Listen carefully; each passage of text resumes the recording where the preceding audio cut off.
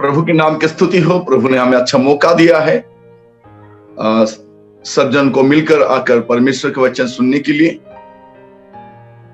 तो सबों को प्रेज द लॉर्ड। प्रभु आप सबों को आशीष दे। आज हम प्रभु के वचन से जो सुनेंगे वो हमारे जीवन खास हो। वो वचन हमें कुछ सीख दे। वचन से परमेश्वर हमसे बात करे, यही मेरी दुआ है। हम जानते हैं कि हम जब प्रार्थना करते हैं तो प्रभु सब कुछ करते हैं। जब तक हम प्रार्थना नहीं करते, जब तक हम दुआ नहीं करते, प्रभु कुछ भी नहीं करेंगे। हमारे परमेश्वर सर्व सामर्थी परमेश्वर है। वो सब कुछ करने के लिए सामर्थी और योग्य परमेश्वर है। वो प्रार्थना के जरिए ही कुछ करते हैं। जब हम दुआ करते हैं, जब हम मांगते हैं, तभी परमेश्वर कार्य करते हैं। हमारे परमेश्वर सामर्थी है, वो सब कुछ कर सकते हैं, लेकिन जब तक हम दुआ नहीं करते वो कुछ नहीं करेंगे।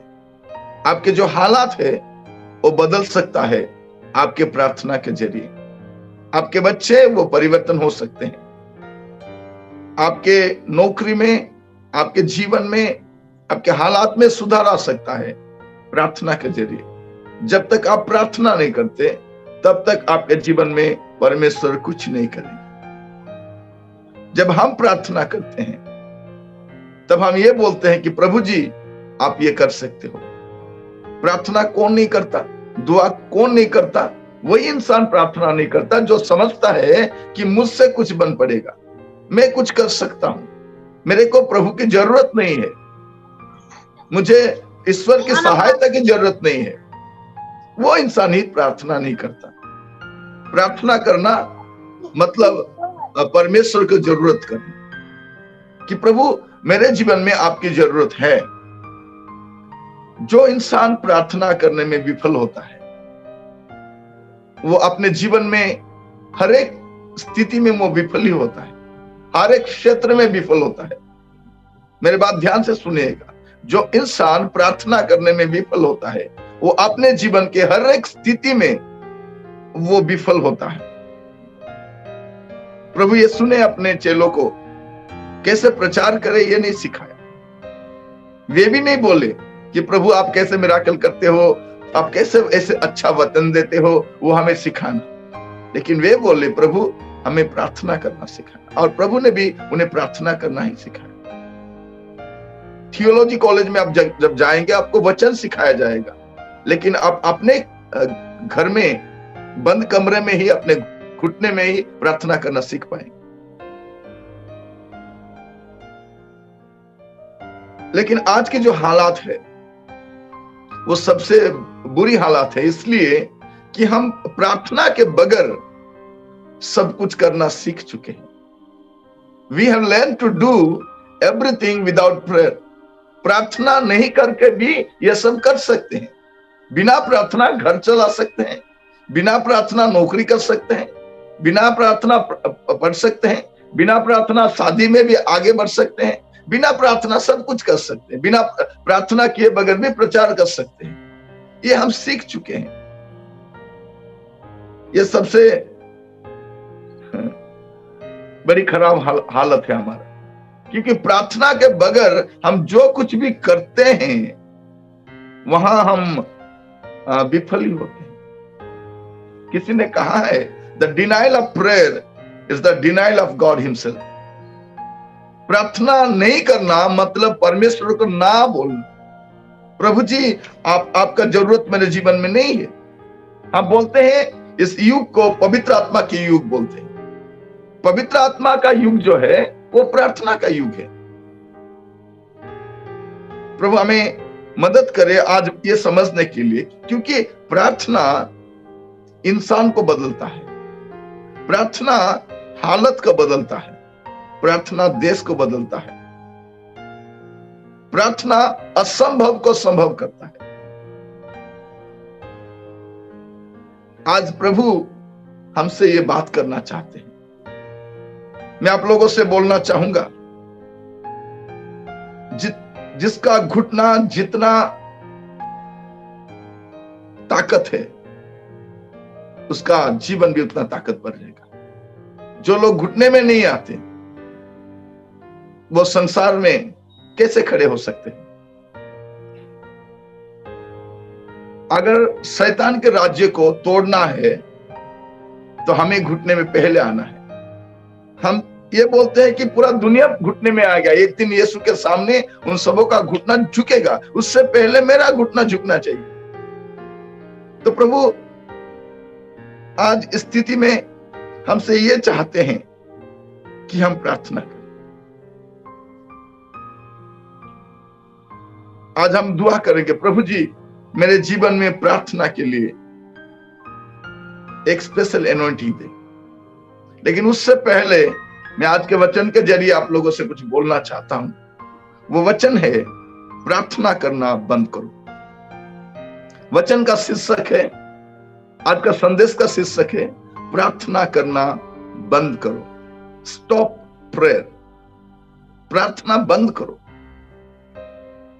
आज का वचन है क्या कि पहले आपको प्रार्थना करना बंद करना है, क्योंकि प्रार्थना करने से पहले प्रभु हमसे कुछ चाहते हैं, वो पहले हमें करना है और उसके बाद प्रार्थना करना है, उसके बाद दुआ करना है। मैं आप लोगों के सामने वही 5 चीज रखना चाहूंगा। मेरे साथ खोलिएगा मत्ती रचित सुसमाचार 5 अध्याय, उसका 23 और 24। कोई एक पढ़ने में सहायता करे। इसलिए यदि तू अपनी भेंट वेदी पर लाए और वहां तू स्मरण करे कि तेरे भाई के मन में तेरे लिए कुछ विरोध है, तो अपनी भेंट वहीं वेदी के सामने छोड़ दे और जाकर पहले अपने भाई से मेल मिलाप कर और तब आकर अपनी भेंट चढ़ा। पहली बात, प्रार्थना क्यों बंद करना है? क्योंकि प्रार्थना करने से पहले परमेश्वर आपसे और मुझसे कुछ चाहते हैं। जब आप परमेश्वर के भवन में आते हैं, जब आप परमेश्वर के सामने कुछ भेंट चढ़ाने आते हैं, आपका कोई प्रेयर लाते हैं, प्रशंसा की भेंट लाते हैं, उससे पहले परमेश्वर आपसे ये चाहते हैं कि आप क्या करें, पहले अपने भाई, अपने बहन, अपने सास, अपने ससुर, अपने रिश्तेदार, अपने कलीसिया के लोगों के साथ पहले जाकर के मेल मिलाप करो, बाद में आकर के भेंट चढ़ाओ। इसलिए मैं बोलता हूं, पहले प्रार्थना करना बंद करो, आगे जाकर अपने भाई के साथ मेल मिलाप करो।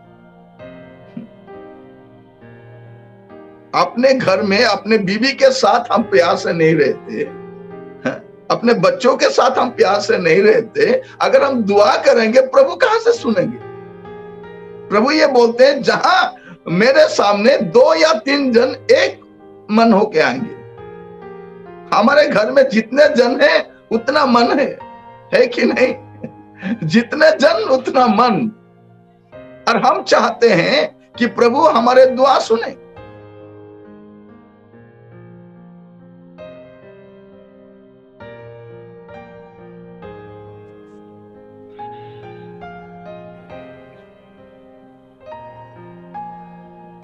हम चाहते हैं कि प्रभु हमारे दुआ सुने। हम क्या गाना गाते हैं? बिनती सुनने वाले, मेरे आंसू निहारने वाले, शंगाई देने वाले। उसके बाद क्या बोलते हैं? तुझसे होगा सब कुछ होगा, ये वचन काफी है स्वामी, ये वचन काफी है। जरूर काफी है। प्रभु सब कुछ कर सकते हैं, प्रभु से सब कुछ बन सकता है। वो आपके लिए सब करना चाहते हैं, लेकिन पहले वो चाहते हैं कि आप जाकर अपने भाई, अपने रिश्तेदार, जिनके साथ आप, जो आपके खिलाफ कुछ किए हैं, आपने किसी के खिलाफ कुछ किए, ये लिखा नहीं गया है। पढ़िएगा पहले, देखिए क्या लिखा गया है। इसीलिए यदि तू अपने भेंट वेदी पर लाए और वहां तू स्मरण करे कि तेरे भाई के मन में तेरे लिए कुछ विरोध है। आप विरोध नहीं किए हैं, लेकिन आपका भाई आपके खिलाफ कुछ बोला है,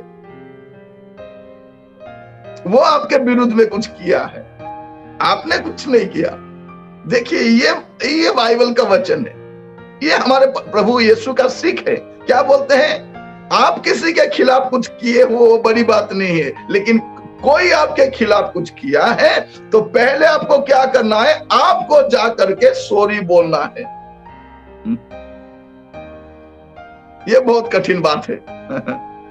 हम अगर किसी को दुख देते हैं, किसी को बुराई करते हैं, किसी के साथ झगड़ा हुआ है, उसको जाकर माफी मांगना तो बहुत दूर की बात है।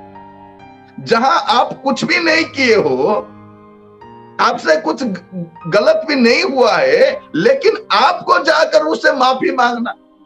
कभी कभी बोलते हैं ना, मैं क्यों माफी मांगू, मैंने कुछ किया है क्या, उसने मेरे को गाली किया, उसने मेरे खिलाफ ये बोला, वो ये क्या, वो आकर मेरे को माफी मांगे। लेकिन प्रभु क्या बोलते हैं, वो आपको नहीं माफी मांगेगा, आपको जाकर उसके साथ मेल मिलाप करना है, उसके बाद आकर आपके भेंट को चढ़ाना है, तभी प्रभु आपके भेंट को ग्रहण करेंगे। हम ऐसे कितने बार भेंट चढ़ाए हैं, कितने बार भेंट चढ़ाए हैं, लेकिन वो अभी तक उत्तर नहीं आ पाया। क्यों? ये आपको समझना चाहिए। इससे पहले, इसलिए मैं आज का वचन का संदेश का जो शीर्षक रखा है, प्रार्थना करना बंद करो, बंद करो, बंद करो। क्या? प्रार्थना करना बंद करो, बंद करो, बंद करो। पहले क्या करो, पहले जाकर अपने भाई के साथ, अपने घर में जितने लोग हैं जो आपके खिलाफ कुछ किए हैं, जहां आप नौकरी करते हैं, जहां आप सब्जी बेचते हैं, जिसके साथ आपके रोज मेल मिलाप होता है, आपके कॉलोनी में कोई है, आपके मोहल्ले में कोई है जो आपके खिलाफ कुछ बोला है, जा करके बोलो, मेल मिलाप करो। देखिए कितने जन फास्टिंग करते रहते हैं, लेकिन अपने सास के साथ बातचीत नहीं करते, अपने भाई के साथ बातचीत नहीं करते। बीवी को गाली करना और प्रभु को क्षमा मांगना, ये बहुत आसान बात है कि नहीं? भाई को गाली करना, प्रभु को क्षमा मांगना, माँ बाप को गाली करना, उनको बुराई करना, और प्रभु को, प्रभु जी मेरे को माफ करना देना राजा, मैंने अपने माँ बाप के खिलाफ कुछ ऐसे कर दिया राजा, उनको बहुत दुख दिया है प्रभु जी, मैंने अपने बीवी को गाली कर दिया प्रभु, मेरे पति को मैंने गाली कर दिया राजा, मेरे को माफ कर देना राजा, बोल के रोना बड़ी बात है। प्रभु बोलते हैं मेरे को माफी मत मांगो, जिनके खिलाफ तुम कुछ किए हो उससे जाकर माफी मांगो, तभी तुमको माफी मिलेगी। आप समझते हैं हमारे प्रार्थना का उत्तर क्यों नहीं आता? यहीं पर हम चूक जाते हैं। पहली बात है, जाओ आगे अपने भाई के साथ मेल मिलाप करो, उसके बाद आकर तुम्हारे भेंट चढ़ाओ जो तुम मेरे को देना चाहते हो। तुम्हारा प्रार्थना हो या तुम्हारा प्रशंसा के भेंट हो या कुछ दान हो, जो कुछ भी देना चाहते हो, वेदी में जो कुछ भी लाते हो, उससे पहले आज जितने लोग वचन सुनने में, सबों को ये रिक्वेस्ट करना चाहूंगा, ये वचन खत्म होने के बाद आपको जाना है और सॉरी बोलना है। वो पूछेगी क्यों? मैंने तेरे को गाली किया नहीं, प्रभु ने मेरे को बोला, तू तो गाली किया, लेकिन वो मेरे को बोलते हैं तेरा जो भेंट है मैं तभी ग्रहण करूंगा जब तू जा उसके साथ मेल मिलाप कर। एक ही कलीसिया में है, बातचीत नहीं करते, हस्बैंड वाइफ भी कभी कभार बात नहीं करते, 10-15 दिन तक बात नहीं करते, बच्चों के जरिए बात करते हैं। मुन्नू तेरे डैडी से बोल देना ये चाहिए, चुन्नू तेरे डैडी को बोल देना वो बाहर जा रहे हैं ये लाके दें। ये मुन्नू चुन्नू के जरिए घर चलता है, ये दोनों बात नहीं करते। सास बहू में झगड़ा जब होता है तो सास क्या बोलता है छोटी बच्ची को, जा तेरे माँ को बोल दे मेरे को चाय चाहिए। वो भी डायरेक्ट सास को नहीं बोलेंगे, वो बच्ची को बोलेगी जा तेरे दादी माँ को बोल दे अभी मैं काम कर रहा हूं। अरे आप बात करने से नहीं होगा। ये लोग खुद से बात नहीं करेंगे लेकिन प्रभु से बात करना चाहते हैं। ये पाखंडीपन हमें छोड़ना है। प्रभु चाहते हैं कि पहले बात आपको क्या करना है, जिसके साथ आपके मन मुटाव है उससे आपको जाकर मिलना है। हम क्या बोलते हैं, प्रभु जी वो आकर मेरे को माफी मांगे, प्रभु उसको ऐसे करना, प्रभु आपके आत्मा से उसको ऐसे तोड़ मोड़ देना प्रभु जी, की वो दौड़ के सुबह सुबह मेरे पास आ जाए। प्रभु बोलते हैं वो नहीं आएगा, वो घमंडी वो नहीं आएगी, लेकिन आपको जाना है और आपको मेल मिलाप करना है। जब लोग प्रभु यीशु के खिलाफ काम किए, प्रभु यीशु ये नहीं चाहे कि वे लोग आकर माफी मांगे। यीशु ने क्या बोले, पिताजी उन्हें माफ कर देना, क्योंकि वो लोग जो कुछ करते हैं वो नहीं जानते। ये सबसे बड़ी बात है। तो पहली बात, प्रार्थना करने से पहले हमें क्या करना है, हमें अपने घर में थोड़ा देखिए, आसपास में देखिए। अगर आप, आजकल तो लॉकडाउन चल रहा है, आप किसके घर में नहीं जा सकते, प्रभु ने आपके पास एक अच्छा मोबाइल दिया है कि नहीं है?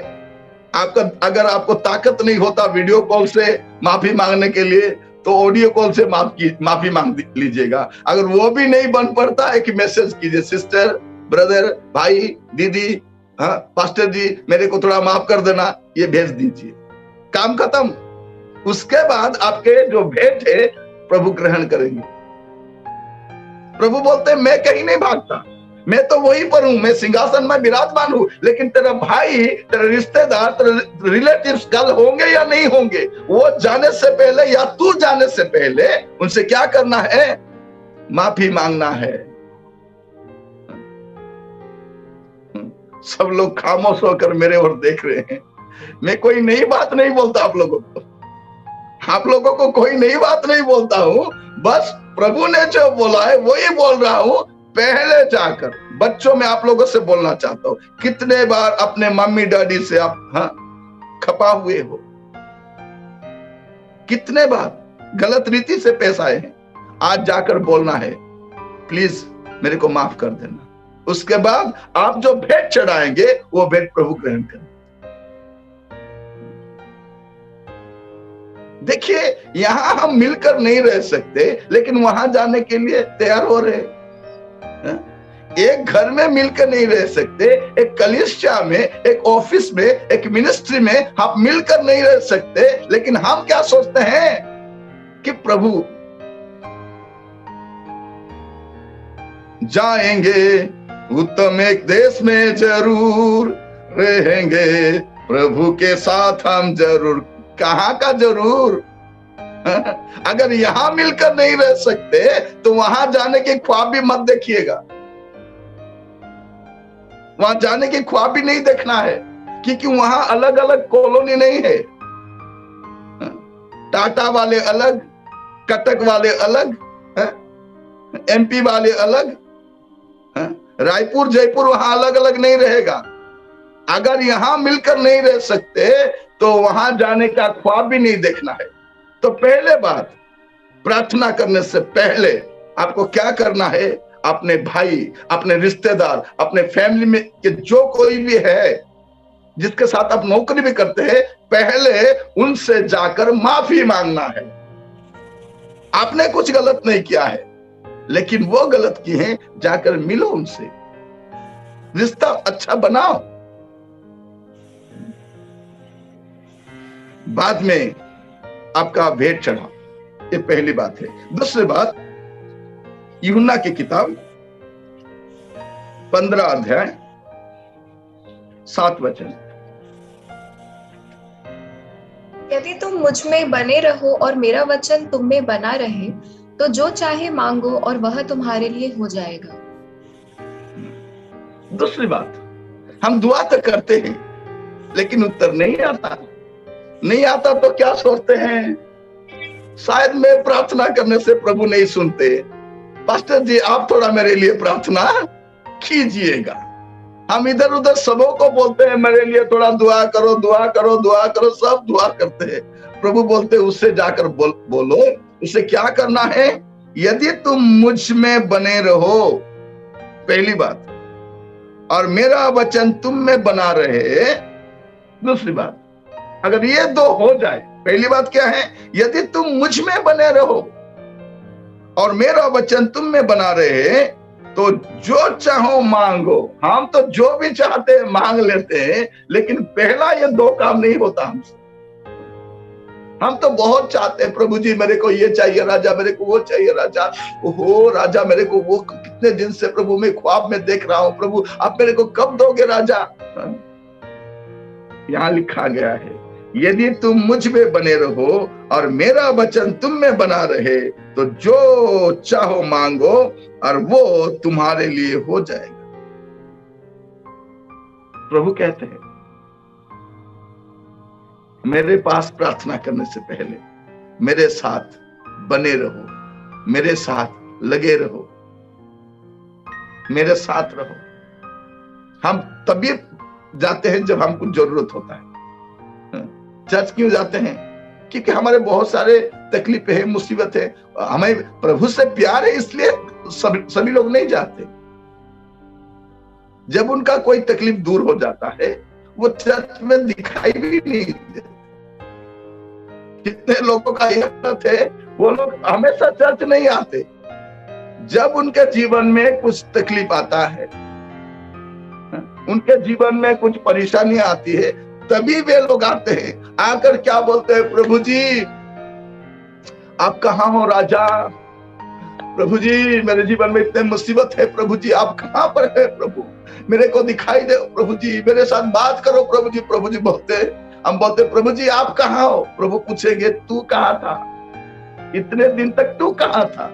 मेरे को पूछ रहा है प्रभु जी आप कहाँ हो? मैं जहां रहता हूं वही रहता हूं, मैं अपने सिंहासन पर विराजमान हूं, मैं इधर उधर नहीं भटकता, तू ही भटकता रहता है। दूसरी बात, प्रार्थना करने से पहले आपको प्रभु में बने रहना है। प्रभु यही बोलते हैं यदि तू मुझ में रहे, यदि तू मुझ में बने रहे। प्रभु चाहते हैं कि आप प्रभु के साथ लगे रहना है। उसके बाद आप दुआ कीजिएगा। दो ही बात प्रभु बोलते हैं, यदि तुम मुझ में बने रहो और मेरा वचन तुम में बना रहे। बस तुम मुझ में रहो और मैं तुम में रहूं। यही बात प्रभु बोलते हैं। और उसके बाद आपको क्या दुआ करना है कीजिएगा। लेकिन ये दो चीज नहीं करके हम प्रार्थना करते। इसलिए मैं बोलता हूं प्रार्थना करना बंद करो, पहले ये काम करो, उसके बाद प्रार्थना करो।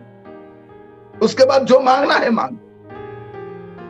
हम बहुत मांगते हैं, मिलता नहीं, क्योंकि प्रभु बोलते हैं पहले मेरे साथ बने रहो, मेरा वचन तुम में बना रहे, तुम मुझ में बने रहो, उसके बाद जो मांगना है मांगो। आपकी तबीयत खराब है, आर्थिक स्थिति ठीक नहीं है, घर का हालत खराब है, पहले प्रभु में बने रहिए, उसके बाद मांगना शुरू कीजिए। प्रभु हमें अनुग्रह करे ये वचन समझने में। और तीसरी बात, भजन संहिता 66 उसका 18, यदि मैं मन में अनर्थ की बात सोचता तो प्रभु मेरी न सुनता। तीसरी बात, ये हम सब जानते हैं। मैं आज ये क्यों बोलता हूं, जो प्रार्थना करने से पहले आपको ये सब करना है। पहली बात क्या है, जाकर आप अपने रिश्तेदार, भाई बहन, कलीसिया के विश्वासी जिसके साथ जो आपके खिलाफ कुछ किए हैं या आप उसके खिलाफ कुछ किए हैं, पहले जाकर वो सुधार लो, वो ठीक कर लो, उसके बाद भेंट चढ़ाने आओ। दूसरी बात, प्रभु में बने रहना है। और तीसरी बात, ये सबसे अहम बात है, ये क्या लिखा गया, फिर से पढ़िएगा। यदि मैं मन में अनर्थ की बात सोचता,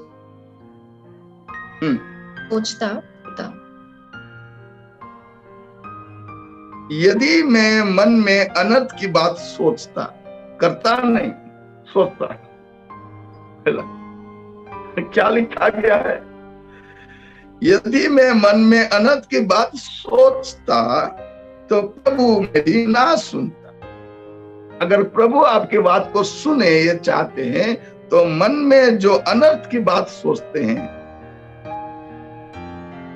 उड़िया में लिखा गया है, यदि मु मन मध्य अधर्म को आदर करे, अनर्थ चीज को आदर करता हूं, तो प्रभु मेरे बात को नहीं सुने। उड़िया रे एमती लिखा है, यदि मु मन मध्य अधर्म को आदर करे तेबे प्रभु मोर प्रार्थना सुनिबे नहीं। आज देखिएगा आपके जीवन में कौन कौन सा अनर्थ बात आप सोचते हैं जो नहीं सोचना है। अधर्म की बात, गलत बात, अगर वो मैं सोचता रहता हूं, वो मेरे दिमाग में कब्जा जमा कर बैठा है, उसी के बारे में हमेशा मैं सोचता रहता हूं, प्रभु बोलते हैं मैं तेरे दुआ नहीं सुनूंगा। आज जितने भी मेरे भाई बहन हैं यहाँ पर इस संदेश सुन रहे हैं, यूट्यूब और जूम के जरिए सुन रहे हैं, मैं उन सबों से विनती करना चाहता हूँ, रिक्वेस्ट करना चाहता हूँ, आप लोगों को यही सोच देखना है। पहले प्रार्थना करना बंद करो। आज जो मैं बोल रहा हूं उसको थोड़ा सुधार लो, बाद में आप दुआ करना शुरू कीजिएगा। कुछ दिनों में आपके हालात बदल जाएंगे, आपकी स्थिति बदल जाएगी, आपके घर की हालात, आर्थिक स्थिति, सेवकाई में भी बदलाव आएंगे। पहले इन चीजों को आपको ध्यान देना है। अनर्थ बात कुछ लोगों का यही है, सुबह से शाम तक दूसरों के बारे में सोचते हैं।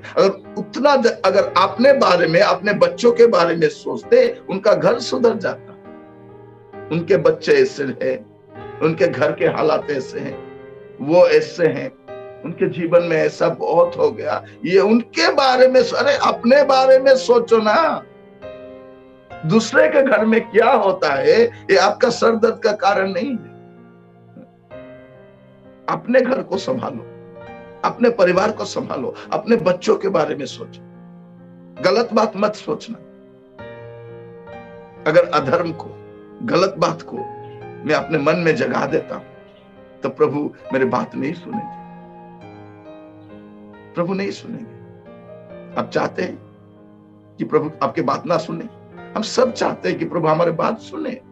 हम जब भी दुआ करने जाएंगे वो सुनेंगे, लेकिन यही चीजें हैं जो छोटे छोटे बातें हैं, वो हमारे प्रार्थना को, हमारे आशीर्वाद को, हमारे जो आशीष है उसको वो बंद करता है, हमें पाने नहीं देता। इसलिए वही चीजों को हमें संभालना है, वही चीजों को हमें सुधारना है।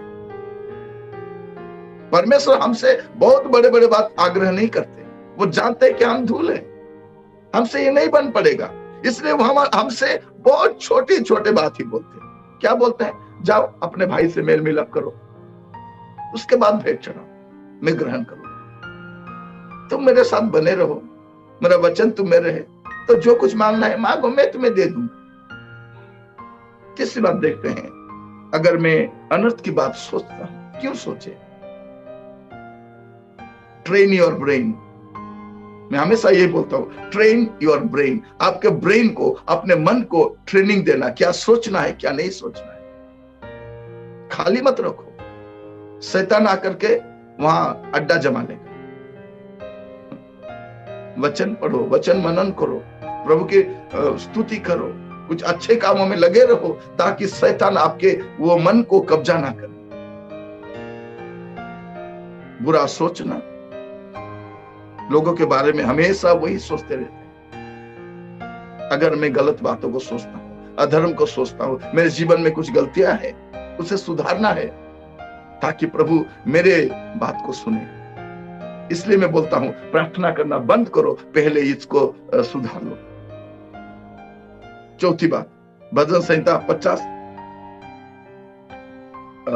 उसका 14 और 15।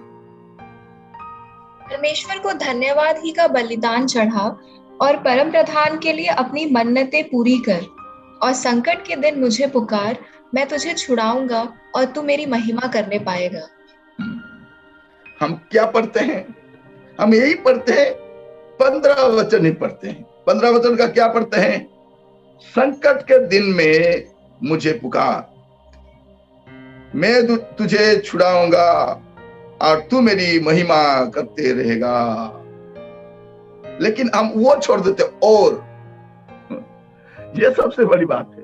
हम क्या बोलते हैं, संकट, प्रभु तूने बोला है, प्रभु जी संकट के दिनों में मुझे पुकार, लेकिन और लिखा हुआ है उससे पहले, और पहले ये कर और पुकार। इसका मतलब यही है, 14 वचन और 15 वचन मिलाकर के पढ़ने से आपको उत्तर मिलेगा। हम पुकारते हैं संकट के दिनों में, हम पुकारते हैं, दहाड़ लगाते हैं, चिल्लाते हैं, रोते हैं, फस्ती करते हैं, लेकिन छुटकारा नहीं आता, हालत नहीं सुधरता। कारण क्या है? 14 में लिखा गया है, परमेश्वर को धन्यवाद ही का बलिदान चढ़ा और परम प्रधान के लिए अपने मिन्नतें पूरी कर। जो आपने मिन्नतें किया है उसको पहले पूरा करो। प्रभु के सामने आपने बोला है ना, प्रभु जी मैं ये करना चाहता हूं, वो करना चाहता हूं, छोटी छोटी बात। हम कभी कभार बोलते हैं, मुकर जाते हैं, प्रभु जी अगर मेरे नौकरी हो जाएगा तो मैं ये कर लूंगा, प्रभु जी ऐसे कर लूंगा, प्रभु जी आप अगर मेरे लिए ये करोगे प्रभु मैं ये कर दूंगा। बहुत सारे मिन्नतें रखे, वो पूरा कीजिएगा। उसके बाद संकट के दिन में पुकारो ना। पुकारने के लिए प्रभु मना नहीं करते, लेकिन लिखा गया है क्या, ये करो और पुकारो। प्रभु को कोई जरूरत नहीं है, आप क्या दे सकते हैं, मैं क्या दे सकता हूं। हम गाते हैं ना, क्या दे सकता हूं, क्या ला सकता हूं, उसको देने का लायक मैं हूं क्या? प्रभु का देने की औकात हमारा है। मैंने प्रभु को दिया है, प्रभु के लिए दिया है, प्रभु को दे, क्या देंगे आप? जो प्रभु आपके लिए, मेरे लिए सब कुछ दे दिए हैं, उनको देने के लायक है क्या हम? औकात है हमारा? देने से पहले, बोलने से पहले सोचना चाहिए, मैंने प्रभु के लिए दिया है। कितना दिया है? 10 रुपया दिया है, कितना दिया है? 100 रुपया दिया है, 1000 रुपया दिया है, क्या दिया है? थोड़ा जमीन का टुकड़ा दिया है, क्या ज्यादा से ज्यादा क्या दे सकते हैं? ये सांस है तो घमंड है। आजकल सांस लेने के लिए तकलीफ हो रहा है, लोगों को ऑक्सीजन नहीं मिल रहा है। अभी पता चल रहा है, जो प्रभु इतने साल से फ्री में ऑक्सीजन दिए हैं, एक किडनी फ्री में दिए हैं, एक हार्ट फ्री में दिए हैं, आंखें फ्री में दिए हैं, अगर ये खराब हो जाएगा तो दुनिया भर का पैसा लगाने से भी हम खुद को चंगा नहीं कर सकते। हमारे घमंड बहुत है। मैं आप लोगों से गुजारिश करूंगा, जो आप मिन्नतें किए, पहले क्या लिखा गया है? परमेश्वर को धन्यवाद ही का बलिदान चढ़ा। पहले धन्यवाद दो जो आपके लिए वो किए हैं। हम गाते हैं, मैं धन्यवाद करता रहूंगा। कितने समय, 15 मिनट में धन्यवाद नहीं कर सकते, गाते मैं धन्यवाद करता रहूंगा। अभी खत्म हो जाए, सबका काम शुरू हो जाएगा। अभी संडे सर्विस खत्म होने के बाद अब भूल जाते हैं, धन्यवाद करता रहूंगा। प्रभु ने आपके जीवन में जो कुछ भी किए हैं, गिन गिन करके धन्यवाद। आपको शायद आज छोटा लगता है, लेकिन वो तो दूसरों को नसीब भी नहीं होता। ये खाना है, लोगों को नहीं मिलता। ये क्या कपड़ा है, लोगों को नहीं मिलता। एक ऐसा मकान है, अरे लोगों को छत भी नहीं है। थोड़ा तबीयत खराब होने से हम कितना चिल्लाते हैं, थोड़ा मेडिकल में जाके देखिएगा कैसे है। हमारे बच्चों का हालत थोड़ा खराब होने से हम बहुत दुखी हो जाते। जाके देखिए कितनों का बच्चे अभी तक चल नहीं पाते, बोल नहीं पाते, देख नहीं पाते। उनसे तो अब बेहतर है ना। हर एक स्थिति में धन्यवाद देने के लिए तैयारी होना है। प्रभु हमारे आंखें खोल दे राजा, ताकि हम आपके अच्छे रीत से धन्यवाद दे सकें। पहले धन्यवाद देना है और दूसरे परम प्रधान के लिए अपनी मिन्नतें पूरी करना है और संकट के दिनों में पुकारना है। उसके बाद उत्तर तो जरूर आएगा, समाधान तो जरूर आएगा, प्रभु जरूर करेंगे।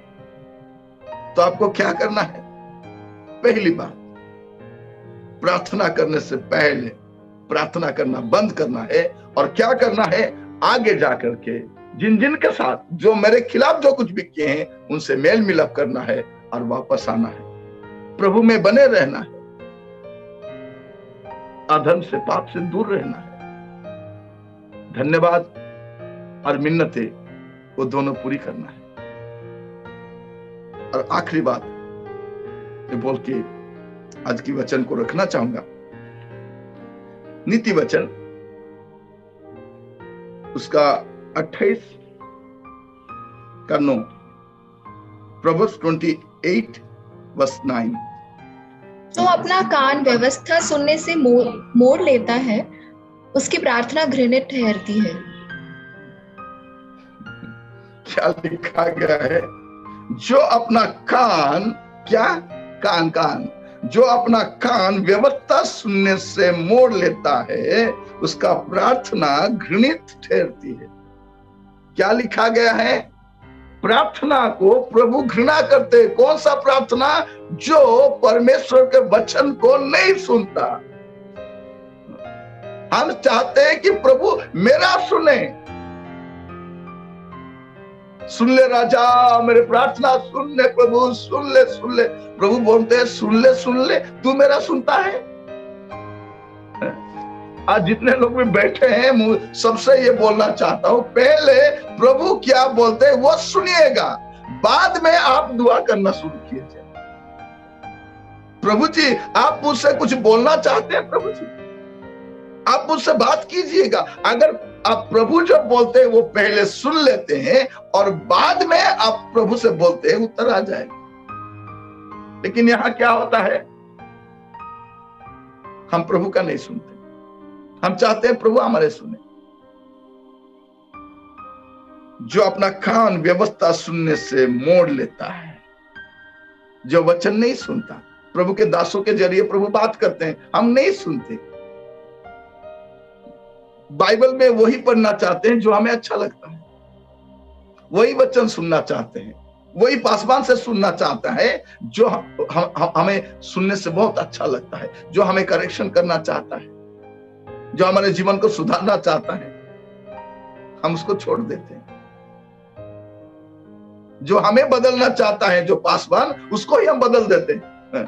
बोलते हैं ये हमें बदलेगा, हम उसको ही बदल डालें।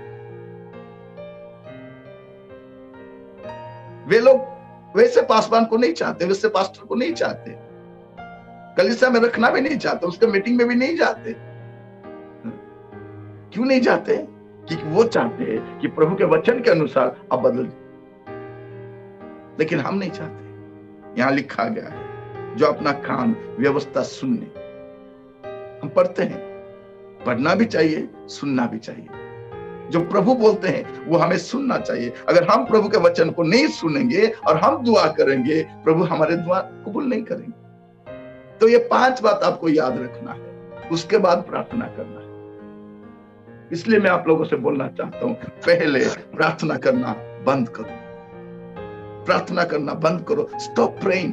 पहले क्या करना है? आज आपको देखना है कौन कौन आदमी मेरे खिलाफ क्या बोले, उनसे जाके मेल मिलाप करो। आपके कान में तो पड़ा है ना, वो आपके खिलाफ क्या किए हैं। आपके सामने नहीं बोलने से भी वो पीछे क्या क्या बोले हैं, उनसे पहले जाकर के उनसे क्या करना है? मेल मिलाप करना है। उसके बाद भेंट चढ़ाना है। वही भेंट प्रभु ग्रहण करते हैं। हम कितने बार बलि चढ़ाए हैं, कितने बार भेंट दिए हैं, कितने बार प्रशंसा किए हैं, प्रभु वो सब कबूल नहीं किए हैं। क्योंकि पहले हमें मिलना है। मैं किसी के खिलाफ क्या किया हूं बड़ी बात नहीं है, कौन मेरे खिलाफ क्या किया है उससे जाकर के मिलना है। उसके बाद प्रार्थना करना है। पहली दूसरी बात, प्रभु में हमें बने रहना है, उसके बाद प्रार्थना करना। तीसरी बात, मन में जो गलत सोचते हैं वो छोड़ना है, अधर्म को छोड़ना है, उसके बाद दुआ करना है। चौथी बात, प्रशंसा और मिन्नतें, प्रभु के धन्यवाद करना है और प्रभु के सामने जो मिन्नतें रखे हैं उसको पूरी करना है और संकट के काल में प्रभु को पुकारना है, तभी वो हमें उत्तर देंगे। और 5वीं और आखिरी बात है, हमें प्रभु के वचन को सुनना है, प्रभु की व्यवस्था को सुनना है, प्रभु के वचन को पढ़ना है, उसके बाद दुआ करना है। अगर ये 5 चीजें आप करेंगे उसके बाद आप प्रार्थना करेंगे, प्रभु आपकी प्रार्थना को सुनेंगे।